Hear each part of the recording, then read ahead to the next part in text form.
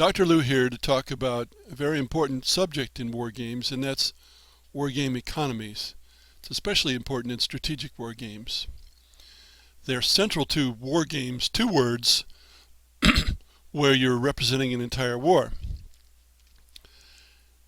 The economy provides an intermediate objective. You're not just trying to kill enemy units, but you're not just trying to achieve the victory condition either.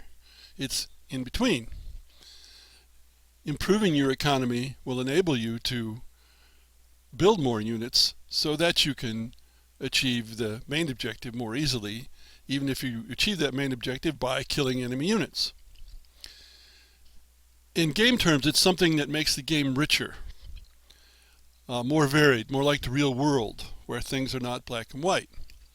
But there are many war games, one word, that avoid the inclusion of economies, including battle games by definition and many conquest games. So how do economies work?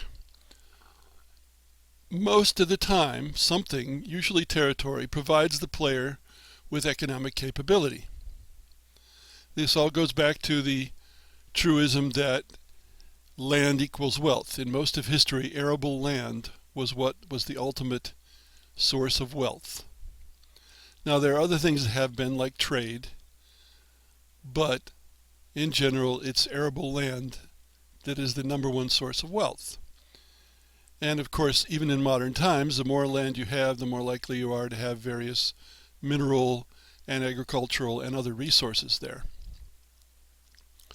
Now what most war games don't allow the economy to do is create more economic capability. And that avoids the economic snowball effect. And the economic snowball, which is very common in Euro-style games that are economic games, that starts improving their overall economic capability first, exponentially gets farther and farther ahead economically, like a snowball rolling down a hill and getting bigger. And the result is that they're inevitably going to win the game. You could almost say, why bother to keep playing? And why bother with the military side if the economic side is so decisive?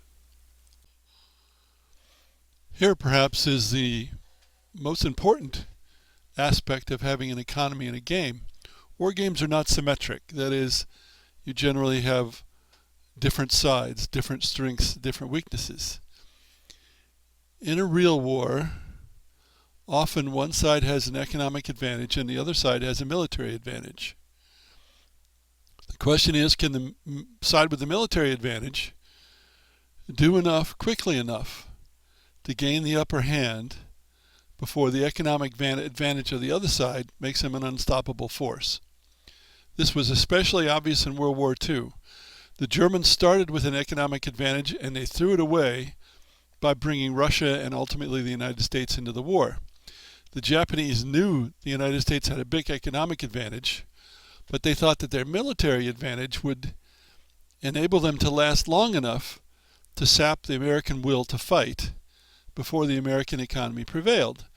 And who knows, that might have worked if the Japanese had not been unwise enough to start with a sneak attack that annoyed Americans so much that there was no hope that they were ever going to give up until they had stomped the Japanese into the ground.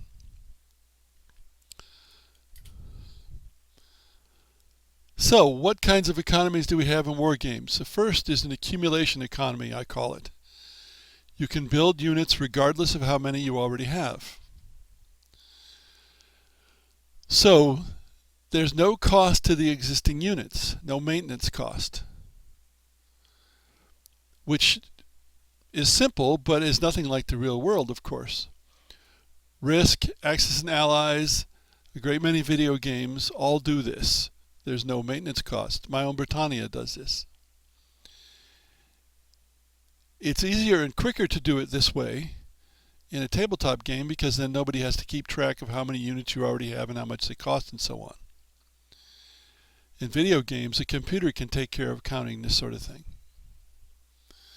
So this is simple, but doesn't make sense in the real world.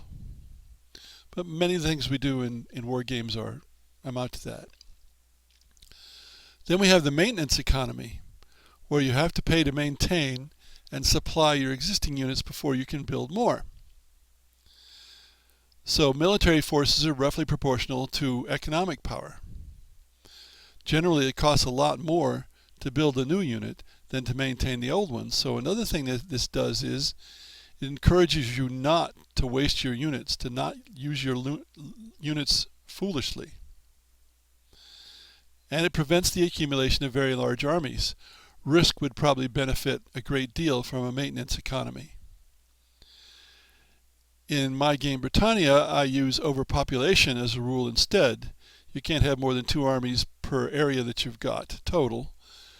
And that amounts to a upper limit, but doesn't take account of maintenance when someone has relatively few armies. I've just been playing Empire Deluxe, a classic video game. That slows production when there are too many units.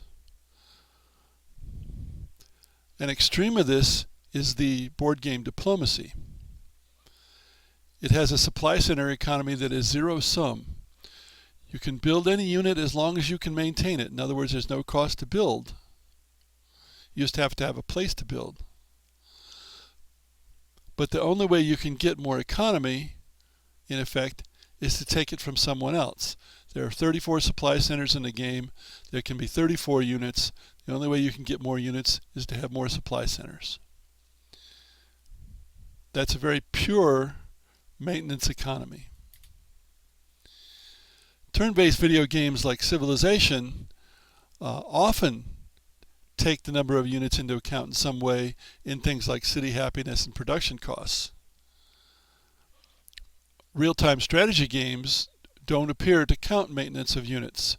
The factories and the buildings produce more regardless of the number already in hand. However, you have to have resources to supply those factories. So we're bringing an additional factor into it, resources, and in the case of many RTSs, gold and wood, crystals, and so forth. Sometimes there's also an arbitrary or a computer-related limit to the total number of units you can have, but it's usually very large, like 512. Some games have a pseudo-economy, as I call it. There are things you can do that will get you additional units. So you can have an order of battle-based game, and if you hold a particular road junction or if you hold a particular area at a particular time, you get a few reinforcing units. Otherwise, you don't. And of course, you can put pseudo-economic kinds of things into games that have a regular economy. In Old Britannia, there was a case where you would only get a leader if you were the Angles if you held particular places. Even in traditional games like chess and checkers, we have pseudo-economy. In chess, it's the pawn promotion. In checkers, it's the kinging.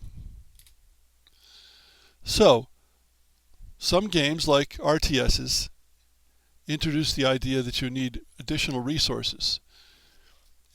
It's much more common that you just need to hold a particular area. You don't have to collect the resources, but once again, in a video game, you can have the computer keep track of things that become a problem if you have people playing the game. Or only people playing a game and not the computer. So resource collection is another intermediate goal. I remember watching a group of students, my students, playing World of Warcraft, Warcraft 3, and it was 8 players, two teams, and it was obvious to me that the limit on what was going to happen in that game was the gold mines, because the gold mines run out of gold. So the thing you had to do in that situation was gain control of a majority, or much more than a majority, of the gold mines, and ultimately you would win the game. You might not win it soon, but you would win it in the long run. So their resource collection became very important. You can also imagine a game where resources have to be acquired for non-production purposes. For example, enough oil to power your military. I have a prototype where oil translates to action points. If you have too little oil, there's not a whole lot you can do because you don't have enough action points. And this reflects the Germans late in World War II and the Japanese as well. Do accumulation and maintenance economies mix? Well, it's hard to combine the two. I do have a prototype game where most nations use a maintenance economy and the Romans use an accumulation economy to represent the manpower advantage that they had. And you can use resources as a sort of a maintenance governor or limiter on an accumulation economy, as in RTS games. So you can mix aspects of the two. Now you can combine economies and orders of battle, which you have in battle games. So for example, in Britannia-like games, you have both the agricultural economy, the increase of population, and the order of appearance as the invasions come into the area. One or the other might predominate. Probably the economy is going to tend to predominate in war games, and the order of appearance will predominate in battle games. How about some examples of implementation? Well, risk is an accumulation economy. The number of territories governs how many armies you get, although you always get a minimum of 3. I'm talking about the traditional US risk rules because in some countries the rules are different. And of course in risk you have the card turn-in, which is in effect the wild card because it becomes so drastic with his 50 armies and more coming as you go along. And then it's not really an economy, it's a kludge to get the game to end. Axis and Allies has an accumulation economy.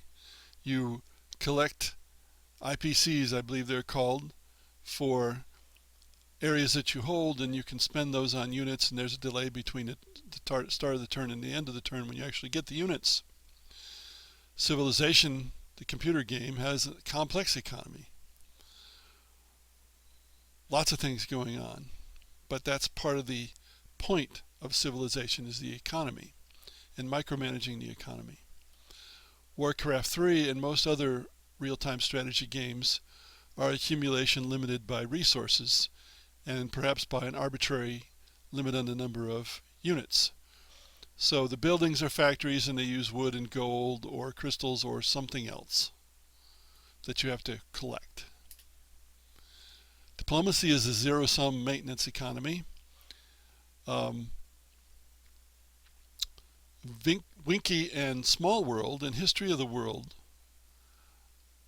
have no economy for most of the races and nations, and no order of appearance beyond the initial allocation of armies for a nation. The first two, who are by the same designer, are conquest games. They're not war games or battle games. History of the World is really a battle game.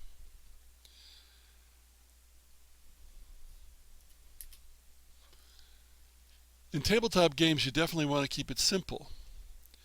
In puzzles and single-player video games, then more detailed economics make the puzzle harder to solve and could make sense.